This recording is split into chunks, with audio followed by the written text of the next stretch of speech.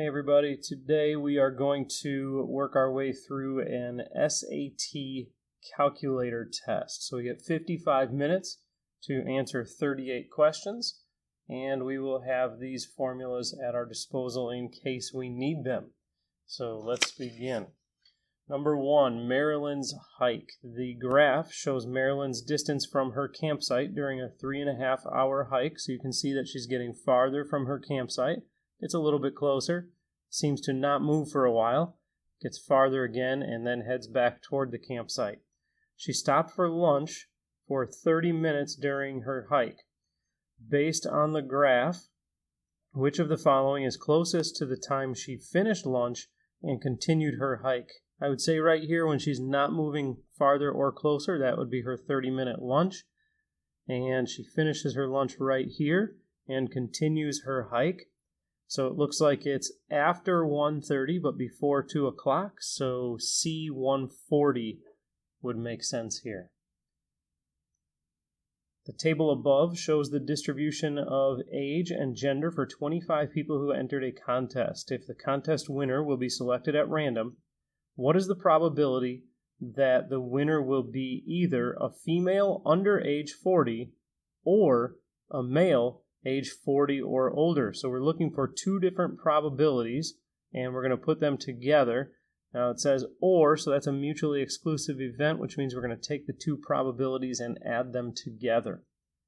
Okay, so female under age 40, there are 8 of them out of the 25 who entered the contest. And then we'll add the probability that it's a male age 40 or over, and males 40 and older, there are 2 of them out of the 25 who entered the contest. Okay, so we can add our numerators, and we've got 10 out of 25, which is option B.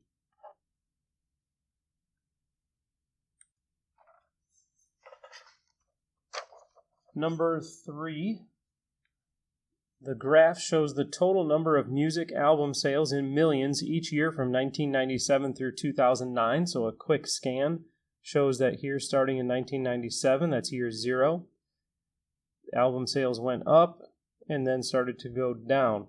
Based on the graph, which of the following best describes the general trend in music album sales from 1997 to 2009?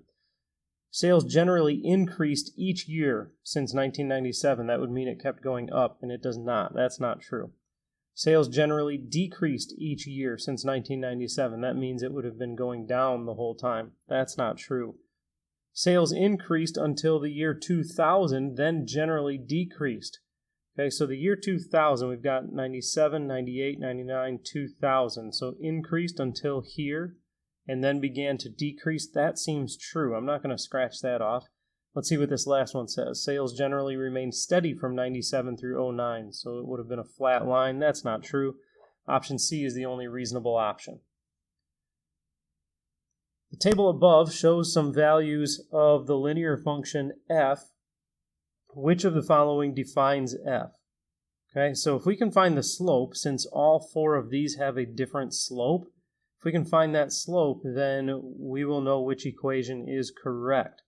Okay, so n and f of n, that's the same as x and y.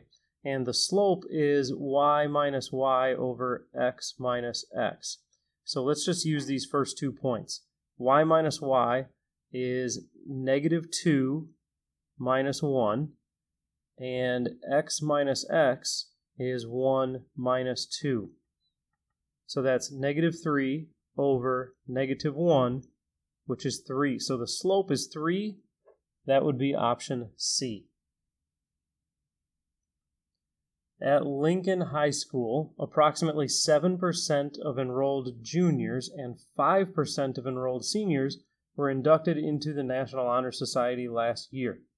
If there were 562 juniors and 602 seniors, which of the following is closest to the total number of juniors and seniors last year who were inducted into the National Honors Society? Okay, so 7% of juniors, so that's 7% of 562, so 0.07 times 562, plus the seniors, and the seniors were 5% of 602, 0.05 times 602. Okay, so that should tell us how many total juniors and seniors were enrolled into and inducted into the National Honor Society. Okay, so this is a calculator test, so we can use our calculator here. 0.07 times 562 plus 0.05 times 602 is 69.44 students. Okay, so it looks like about 69 students were inducted.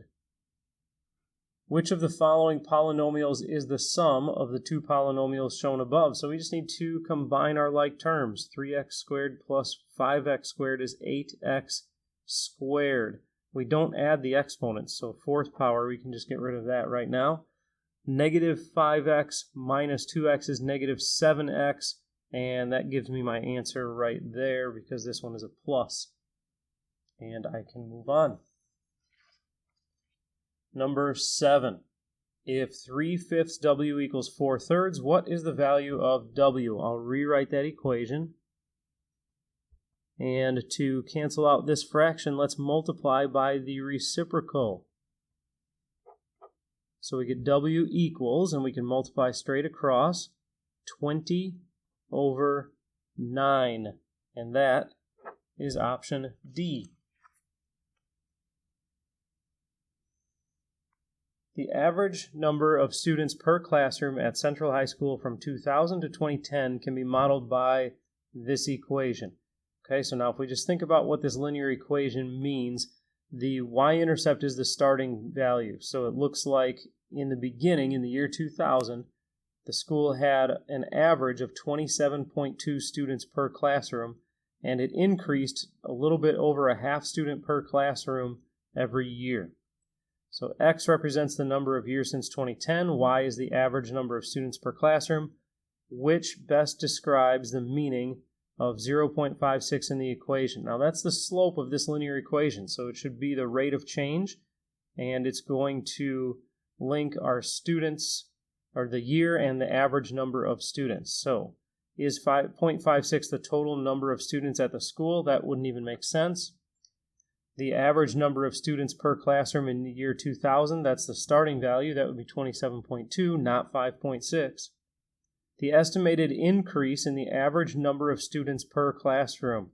Okay, so we're looking at an average rate of increase relating students to years. That one seems to make sense.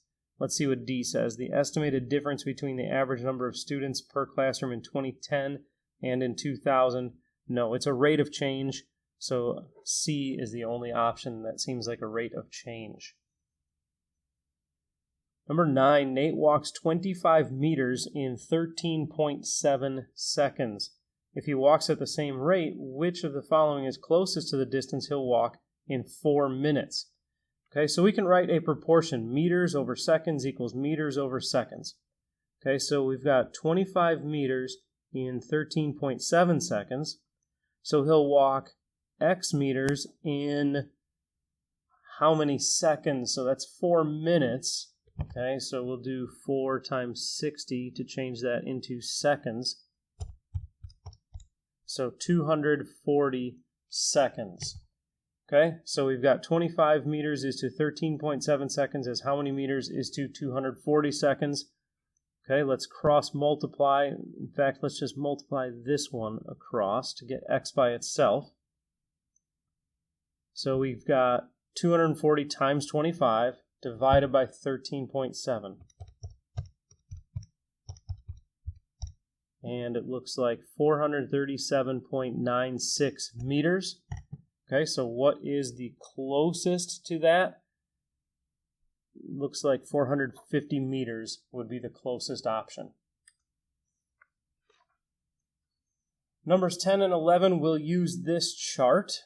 The chart above shows approximations of the acceleration due to gravity in meters per second squared for the 8 planets in our solar system.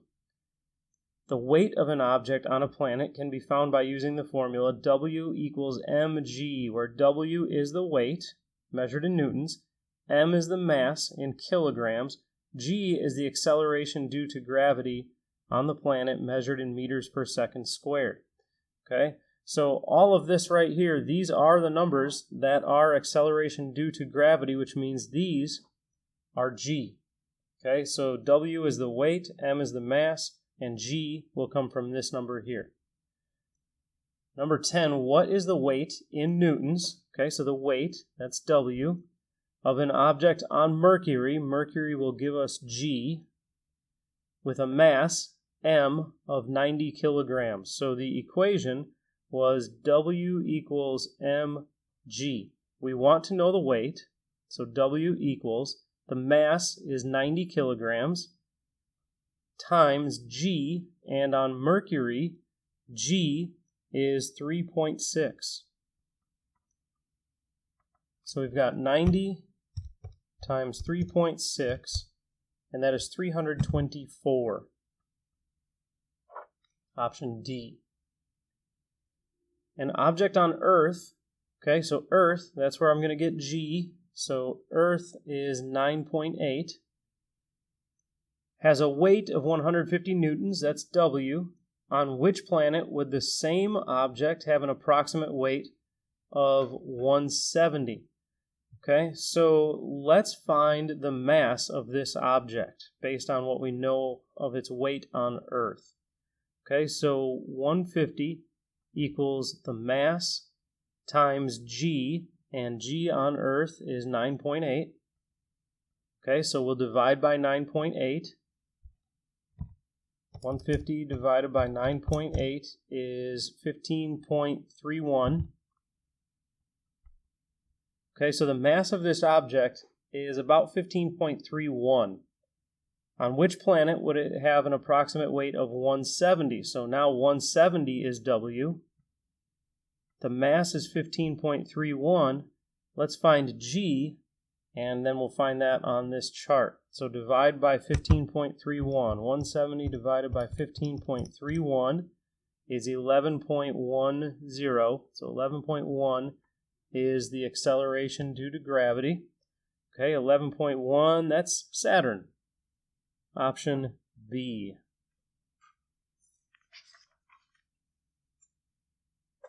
If the function f has 5 distinct zeros, which of the following could represent the complete graph of f in the xy plane? So we're looking for 5 times intersecting the x-axis. Okay, that's what a zero is. It's an x-intercept. And I see that, I think here, 1, 2, 3, 4, 5.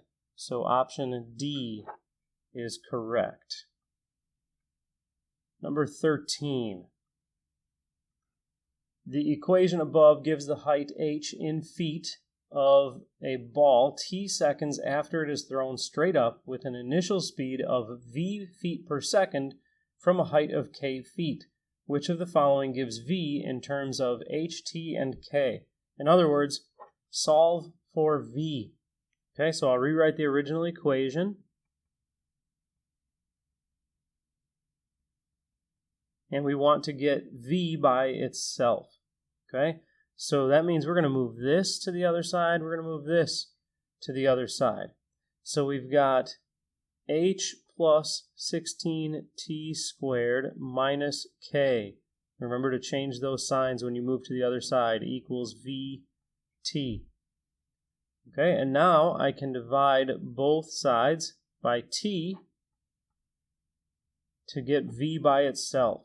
Okay, now none of these match what I've got here, so I'm going to have to do some simplifying. I would be able to simplify right here, but in order to do that, I have to separate into separate fractions. So 16t squared over t plus, and I can just leave h minus k together over t, because I'm not going to be able to simplify with h or k anyways, equals v. Now I can cross out one of the t's from numerator and denominator, and I have 16t plus h minus k over t equals v. And it looks like that matches option D.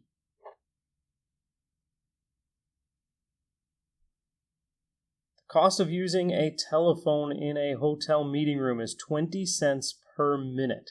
Which of the following equations represents the total cost, C, in dollars, for H hours of phone use? So the cost is 20 cents per minute. Okay, now none of these have an M in it for minutes because we're looking for the cost per hour, for H hours.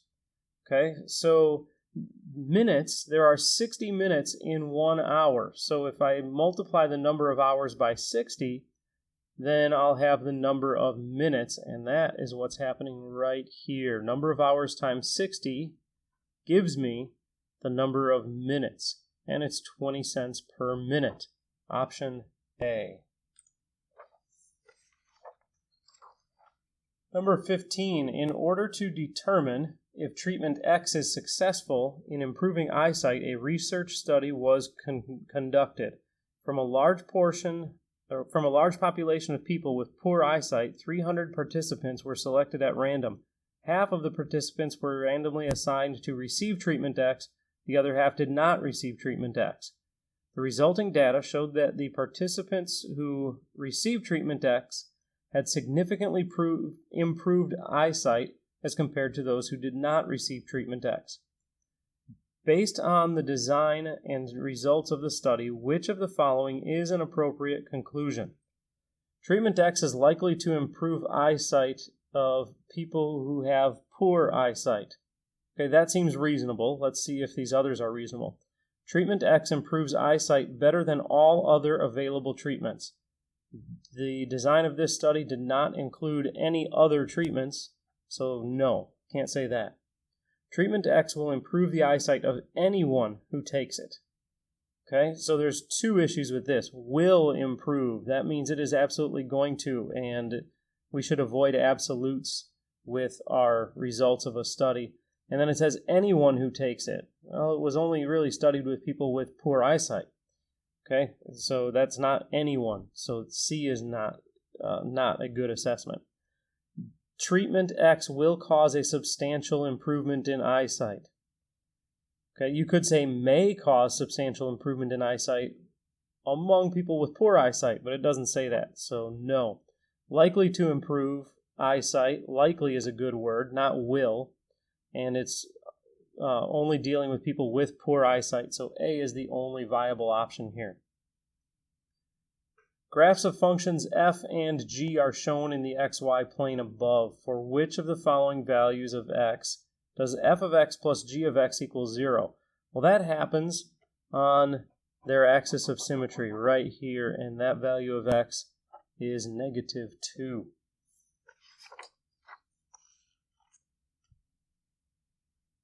For questions 17 and 18, we will use this information: the quantity of a product supplied and the quantity of the product demanded. Okay, supply and demand in an economic market are functions of the price of the product.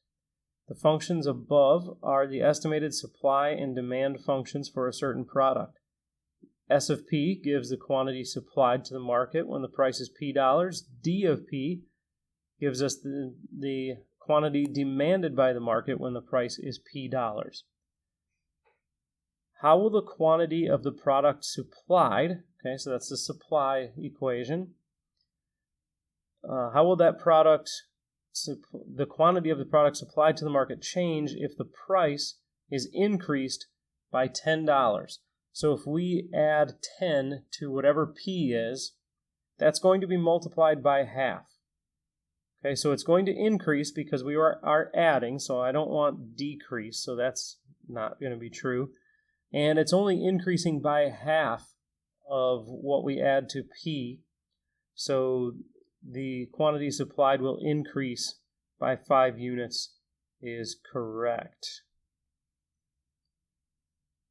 At what price will the quantity of the product supplied to the market equal the quantity of the product demanded by the market? So that means take these two, the supply and demand, and set them equal to each other. 1/2 P plus 40 is equal to 220 minus P.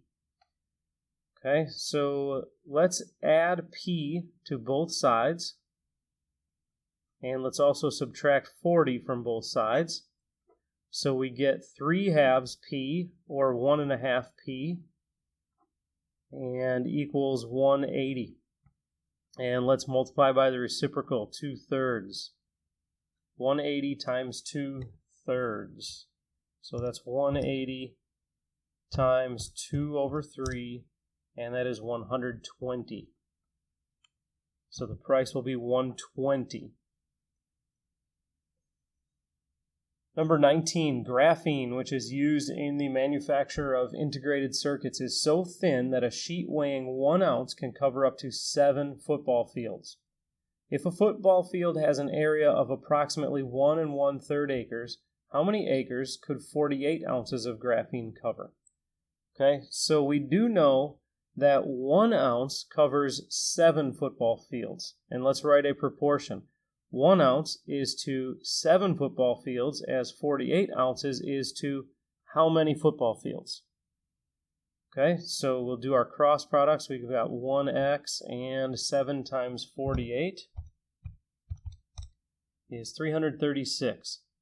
Okay, so it's 336 fields that we can cover with 48 ounces of graphene. Okay, but the question is, how many acres can we cover? Okay, so it would be tempting to say, well, that's close to 350, so 350 is the closest number, I'll take that. But it's not about how many fields, it's about how many acres. Every field is about 1 1/3 acres, so we need to do 336 times 1 1/3. Okay, so 336 times 1 1/3. 1 1/3 is also 4/3. 1 times 3 plus 1 is 4. So let's do 336 times 4/3. And that is 448. 448 acres. And that is closest to option C. Number 20, swimming time versus heart rate. Okay, and it appears that as the swimming time goes up, the heart rate goes down. So Michael here swam 2,000 yards on each of 18 days, and it looks like the longer it took, the lower the heart rate was. The faster Michael swam, the higher his heart rate. The scatter plot above shows his swim time for and corresponding heart rate after each swim. The line of best fit for the data is also shown. For the swim that took 34 minutes, so 34 minutes, that's this one right here. About how many beats per minute less than the rate predicted by the line of best fit? So it's only one space below the line of best fit, but we need to check the scale. 120 to 130, 2, 4, 6, 8, 10. It looks like the scale here is counting by twos. So this one space is 2 beats per minute. So that would be option B. Of the following 4 types of savings account plans, which option would yield exponential growth of the money in the account? Each successive year, 2% of the initial savings is added to the value of the account. Okay, so if it's 2% of the initial savings, that's not going to be exponential because it's going to be adding the same amount every time. So that will be linear. Each successive year, 1.5% of the initial savings and $100 is added. Okay, so this is going to be linear also. We're only taking the percentage of the initial savings and $1,000. So A and B are out. Each successive year, 1% of the current value is added. That sounds exponential. So C seems to be exponential. So we'll keep that one in mind. Each successive year, $100 is added to the value of the account. That is not exponential. Adding 1% or adding any percentage to the current value is an exponential growth. Number 22, the sum of 3 numbers is 855. One of those numbers is going to be called X. So let's call them X, Y, and Z. And their sum, when I add them together, is 855. I also know that one of those numbers, x, is 50% more than the sum of the other two numbers. So let's make an equation out of that. One of the numbers, x, equals 50% more than the sum of the other two numbers. So the sum of the other two numbers will be y plus z. And if it's 50% more, if x is 50% more than this, that means it's really 150% of this number. So I can multiply that by 1.5. Okay, so now that gives me 150% of y and z, or 50% more. Okay, so if x equals this, that means I can take this and substitute it for x. Okay, so let's do that. So we get x, which is now y plus z times 1.5 plus y plus z equals 855. Okay, so now I've got 1.5 y plus z's, and here's another y plus z, which means I've really got 2.5 y plus z's. So 2.5 times y plus z equals 855. Okay, so now let's divide by 2.5 and find out what is y plus z. So y plus z equals 855 divided by 2.5 is 342. Okay, so y plus z is 342. Okay, so if y plus z is 342, then I can take 342 and put it right there for y plus z. So x equals 342 times 1.5. And this will get me my answer. What is the value of x? 342 times 1.5 is 513. So x is 513. The angles shown above are acute, and sine A equals cosine B. Now, if sine A and cosine B are equal to each other, that means these are complements of each other, which means they add up to 90 degrees. So A plus B must be 90 degrees. Now, here's a value for A, here's a value for B. What's the value of K? So if angle A plus angle B is 90, then 4K minus 22 plus 6K minus 13 equals 90. Okay, so we've got 4K and 6K. That's 10K equals, how about 90 plus 13 plus 22? So we're moving these to the other side. 90 plus 13 plus 22 is 125. And divide by 10, and we're going to get K is 12.5. Option C.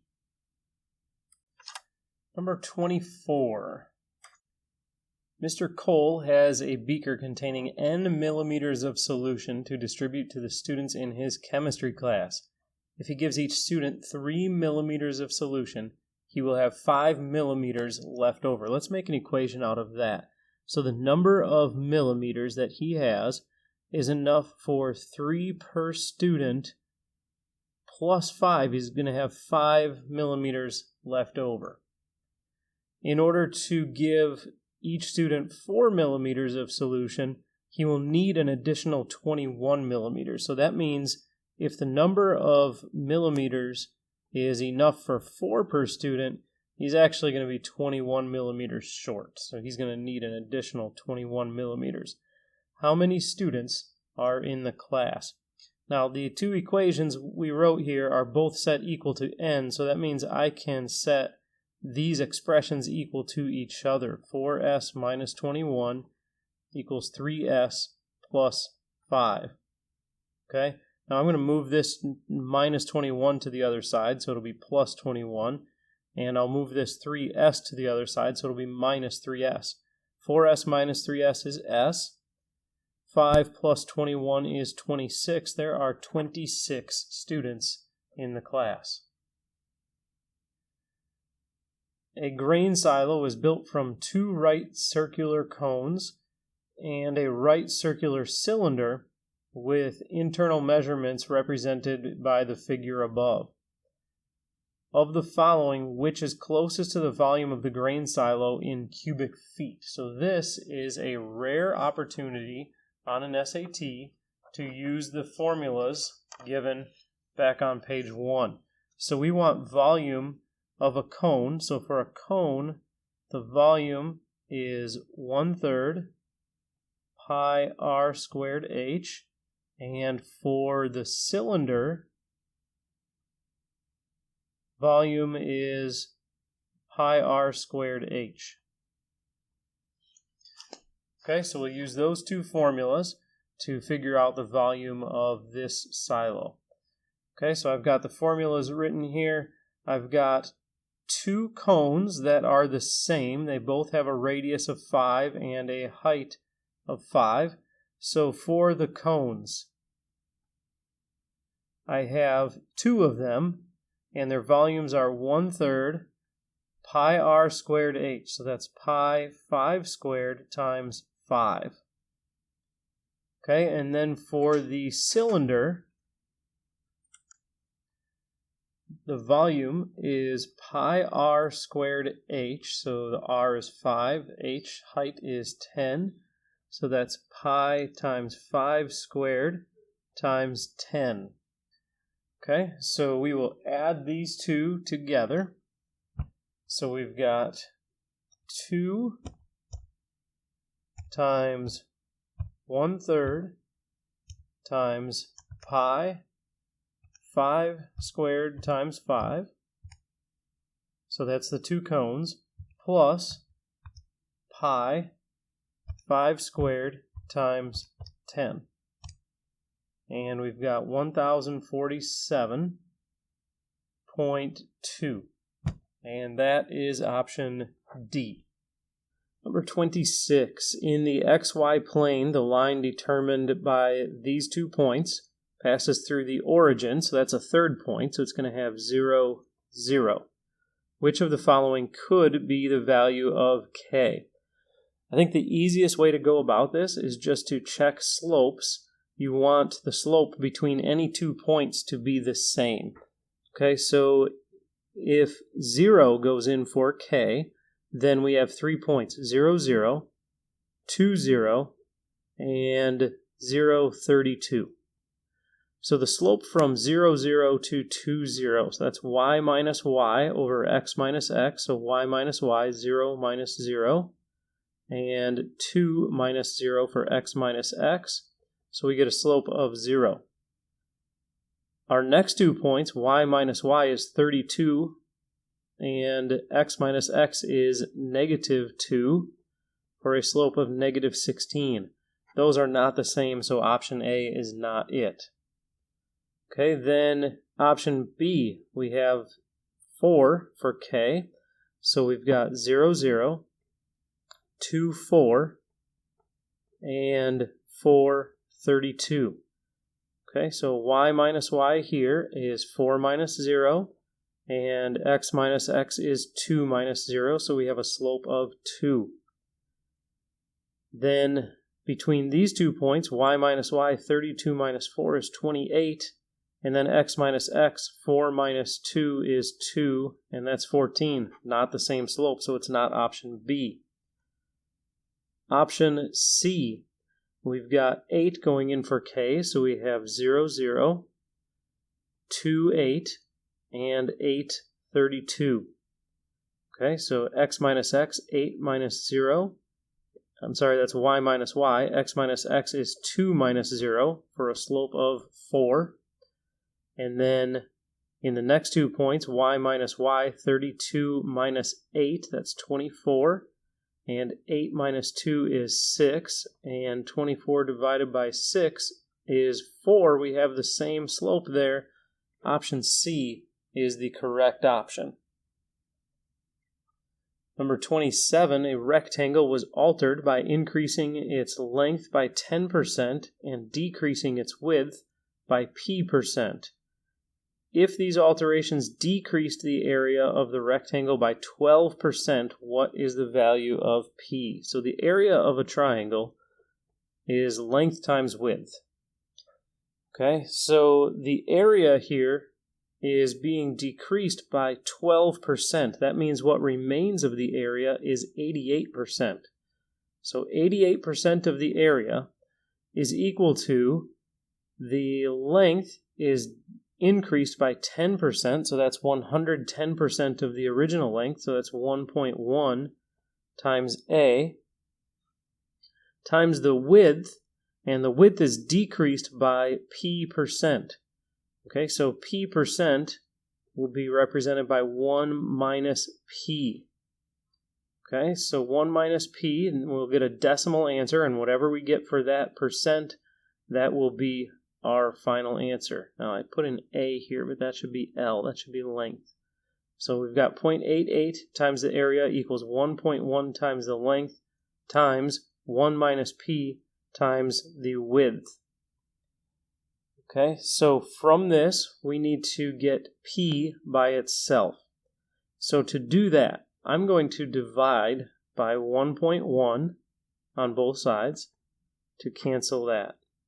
I'll divide by L and by W. Okay, so first we'll do 0.88 divided by 1.1. And that is 0.8. So we get 0.8A over, and we've already divided by 1.1, so over LW equals 1 minus P. Okay, now L times W is A. So I'm going to take L times W out and replace it with A. So that's 0.8A over A equals 1 minus P. And those A's cancel, so I've got 0.8 equals 1 minus P. Okay, now let's move P to the left side so it's positive, and we'll subtract this 0.8. So we've got P equals 1 minus 0.8, that is 0.2.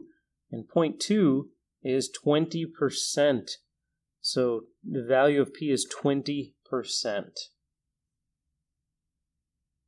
Number 28, in planning maintenance for a city's infrastructure, a civil engineer estimates that, starting from the present, the population of this city will decrease by 10% every 20 years. The present population of the city is 50,000. Which of the following expressions represents the engineer's estimate of the population of the city T years from now? Okay, so they all start with an initial population of 50,000, so I can't eliminate anything. 20 years from now, it's going to have decreased by 10%, which means 90% will remain, which means I'm going to pick either option C or D. And from here, even if I'm guessing, I've got a 1 out of 2 shot instead of 1 out of 4. Okay, now it's asking about T years from now. 1 year, because this is talking about every 20 years, 1 year is going to be T divided by 20. So that tells me it is going to be option D. Number 29, the incomplete table above summarizes the number of left-handed students and right-handed students by gender for the 8th grade students at Keisel Middle School. There are 5 times as many right-handed female students as there are left-handed female students. So for female students, left-handed, we'll say that's F. There are 5 times as many right-handed females as left. Okay, now let's see if we can do the same for males. There are 9 times as many right-handed males as there are left-handed males. So left-handed males we'll call M. There are 9 times that many that are right-handed. If there's a total of 18 left-handed students and 122 right-handed students in the school, which of the following is closest to the probability that a right-handed student selected at random is female? Okay, so probability, what we want is an event over a sample space. So the event is what we're looking for the probability of happening. Okay, so the closest to the probability that a right-handed student selected at random is female. Okay, so the event is female right-handed. Okay, So the sample space is we are choosing out of any right-handed student. Okay, so it's female right-handed divided by all of the right-handed that we're selecting from. Okay, so we need to know how many students are female and right-handed. So we're going to write a system of equations to help us figure this out. So I know that female plus male gives us 18 left-handed students. So F plus M is equal to 18. We also know that 5 times the number of female left-handers plus 9 times the number of male left-handers gives us 122. So that's 5F plus 9M equals 122. Okay, so if we can solve this system of equations, we can figure out how many are female and right-handed. Okay, so what I would do is multiply this right here all by -5. So I've got -5F minus 5M equals, then -5 times 18 is -90. And now I can cancel out here, and I've got 9M minus 5M is 4M, and 122 minus 90 is 32. Then divide both sides by 4 here. 32 divided by 4 is 8. Okay, so I'll plug that back into this equation right here. F plus M, which is 8, equals 18. So F is 10. Okay, so that means I've got 10 female lefties, and then 5 times that many is 50 female righties. Okay, so the female righties is 50 out of all the righties, which is 122. Okay, so the probability that if we select a right-handed student that it's going to be a female right-handed student is 50 out of 122. 50 divided by 122 is 0.410, and that is option A. Number 30. In the equations above, B and C are constants. If B is C minus 1/2, that means I can just take B here and replace it with C minus 1/2. Which of the following is true? So in the end, we're going to get X equals something. X is one of these 4 options. Okay, so I have 3X plus C minus 1/2 equals 5X minus 7. Okay, so that's my first equation, having substituted for B. Okay, so in this equation, let's get C by itself.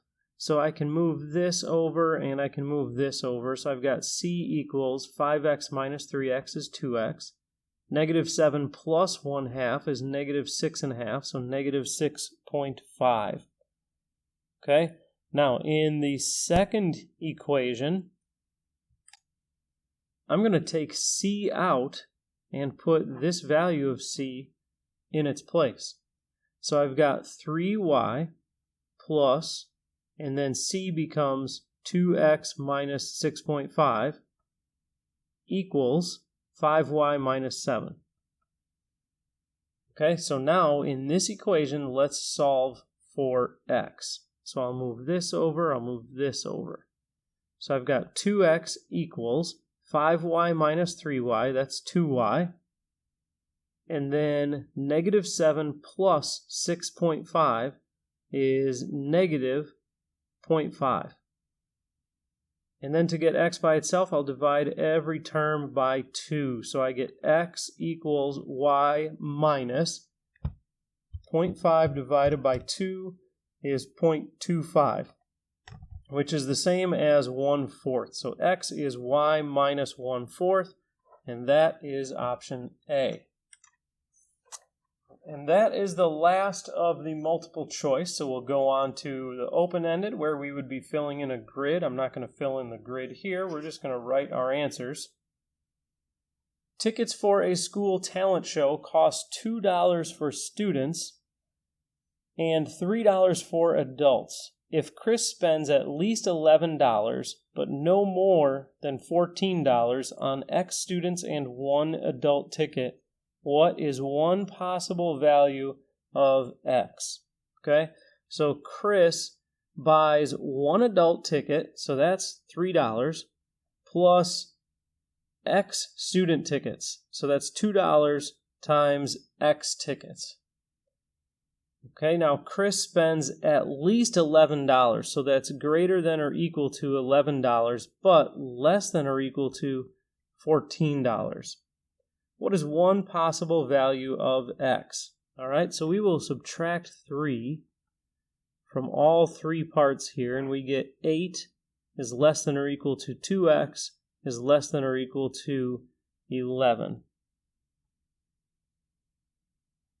Okay, then we can divide everything by 2, and we get 4 is less than or equal to X is less than or equal to 5.5. Now you can't really buy 5.5 tickets. You could buy 4 tickets, you could buy 5 tickets, you can't buy 6 because that would be too many. So it's between 4 and 5.5, so it's either 4 tickets or 5 tickets. So it says, what is one possible value of X? On your grid, you would put one of those two responses, and either one would be acceptable. Ages of the first 12 United States presidents at the beginning of their terms in office that are shown in this box. Okay, so the table lists those ages. According to the table, what was the mean age in years of these presidents at the beginning of their terms? Round to the nearest 10th. Okay, so the mean, that means we are going to find the sum of the ages and divide by the number of numbers, and there are 12 presidents involved here, so we're going to find the sum and divide it by 12. Okay, so we have 57 plus 62 plus 58 plus 58 plus 59 plus 58 plus 62 plus 55 plus 68 plus 51 plus 50 plus 65. And that is 703 divided by 12 presidents. We've got a mean age of 58.58. It says round to the nearest 10th, so our answer should be 58.6, and that is what will go in our grid. Number 33, if the expression is written in the form ax squared plus bx plus c, where a, b, and c are constants, what is the value of b? So I want to know the value of that number right there, which really means I need to combine these terms. Okay, but first I need to distribute this negative 2, so it's really not a negative 2x here. I'm distributing that negative 2, and what I have is 5x and then positive 4x. Negative 2 times negative 2x is 4x. Now I combine those and I get 9x, so the value of b is 9.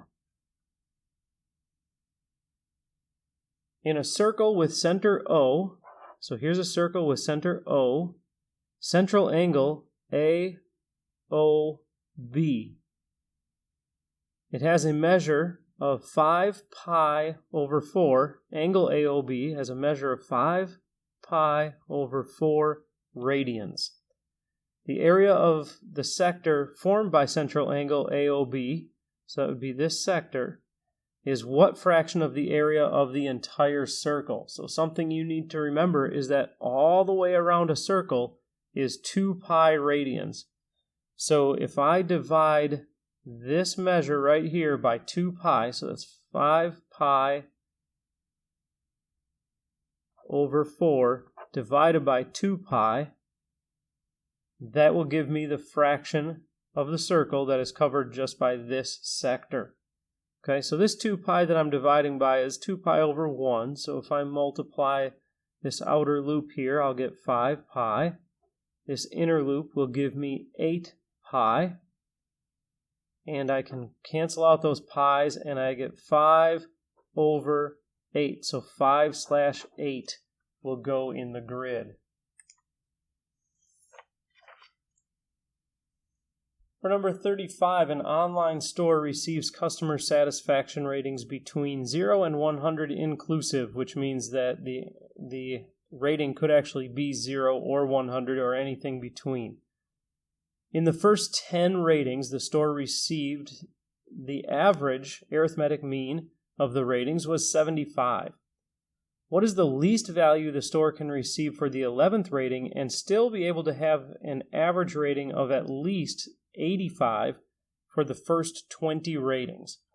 Okay, so we're finding an average of the first 20 ratings.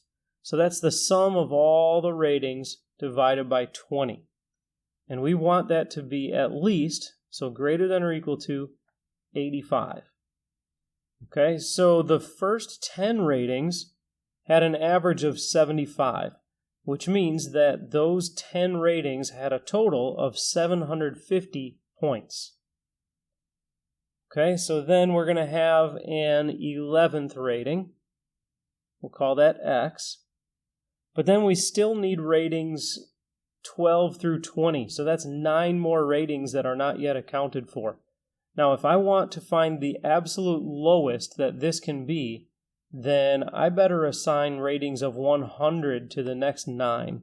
So the next 9 are all going to be 100, so that this can be as low as it can possibly be and still have my average of 85. So we're going to multiply both sides by 20. Okay, so I've got 750 plus 900. So that's 1650 plus X is greater than or equal to 85 times 20, which is 1700. So then I can subtract 1650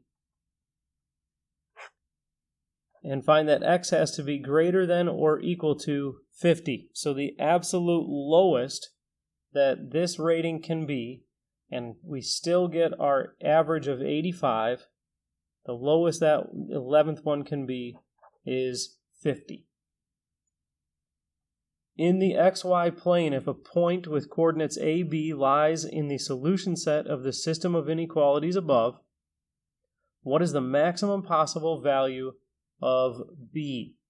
All right, so I'm going to draw a quick sketch here. So I've got y equals negative 15x plus 3,000. So that means the y-intercept is 3,000. It's got a slope of negative 15, so the sketch would be something like this. And if y is less than or equal to that, that means that we would be shading underneath it. Then I've got y equals 5x. So that's plus 0, so the y-intercept is 0. And it's got a slope of 5.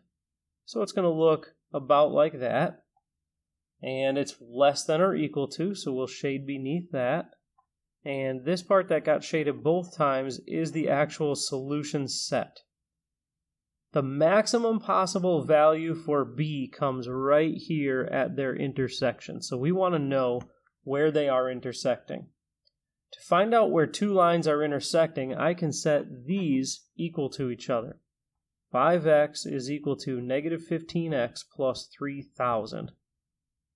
Okay, and I will add 15x to the other side, so I'm moving it over to the left, and I get 20x equals 3,000. And I can divide by 20. 3,000 divided by 20 is 150. So x is 150. But that's not my final answer, because in this point, AB, A is 150, but I want to know what is B. Okay, so I can plug this value of x into one of these two equations, doesn't matter which. I'm going to pick this one right here. Y, the y value, which is b, is equal to 5x, so 5 times 150. 5 times 150 is 750. Okay, so the maximum possible value for b is 750.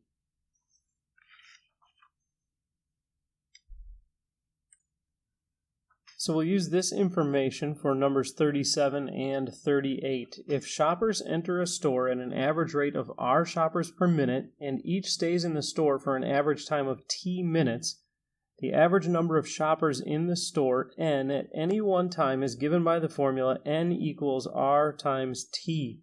This relationship is known as Little's Law. The owner of the Good Deals store estimates that during business hours, an average of 3 shoppers per minute enter the store. So that means R is 3 per minute. And that each of them stays an average of 15 minutes. So that means T is 15 minutes. The store owner uses Little's Law to estimate that there are 45 shoppers in the store at any time. So that's done by N equals R times T, 3 times 15. So there's 45 shoppers in the store at any time. Little's Law can be applied to any part of the store, such as a particular department or the checkout lines. The store owner determines that during business hours, approximately 84 shoppers per hour make a purchase. Okay, so that means that R is 84 shoppers per hour. However, R is supposed to be per minute. So we need to change that to per minute so we can divide 84 by 60 and we get 1.4. So it's 1.4 shoppers per minute making a purchase. Okay, then those shoppers spend an average of 5 minutes at the checkout line. So T is 5 minutes. Okay, so at any time during business hours, about how many shoppers on average are waiting in the checkout line to make a purchase at the Good Deals store? So N is equal to 1.4 times 5. 1.4 times 5 is 7. So there are 7 shoppers at any given time in line waiting to check out. The owner of the Good Deal store opens a new store across town. For the new store, the owner estimates that during business hours, an average of 90 shoppers per hour enter the store, and each of them stays an average of 12 minutes. The average number of shoppers in the new store at any time is what percent less than the average number of shoppers in the original store at any time? And when we put in our answer, we want to make sure we don't put in a percent symbol. We just write our answer as a number. Okay, now in order to get this one correct, we have to have had the previous one correct as well. I take that back. This is not based on the previous answer. It's based on this information that was actually given us right here, where we had 45 shoppers in the store at any time. Okay, so we'll use that 45, and we want to know what percent less we have in the new store. Now, to find a percent change, we do the original minus the new, okay, in order to find a difference. So we find an actual difference and divide that by the original number. Okay, so we need to find what is N at this new store to compare with this 45. Okay, so it's 90 shoppers per hour. So R is 90 per hour, but once again, we have to change that to per minute. So we'll divide by 60. So 90 divided by 60 is 1.5. Okay, so it's 1.5 per minute. That is R. Okay, and then we also need T. Okay, and T is an average of 12 minutes. So T is 12. So N is 1.5 times 12. So N is 18. Okay, so the original store had an N of 45. This one has 18, so 45 customers at any given time. The new store has only 18 customers at any time. What is the percent difference? Okay, so we do 45 minus 18 to find the difference, and we divide by the original number, which is 45. So 45 minus 18 is 27, so that's 27 over 45. And that is 0.6. Okay, so the percent is 60%. Okay, so we will put in our grid 60.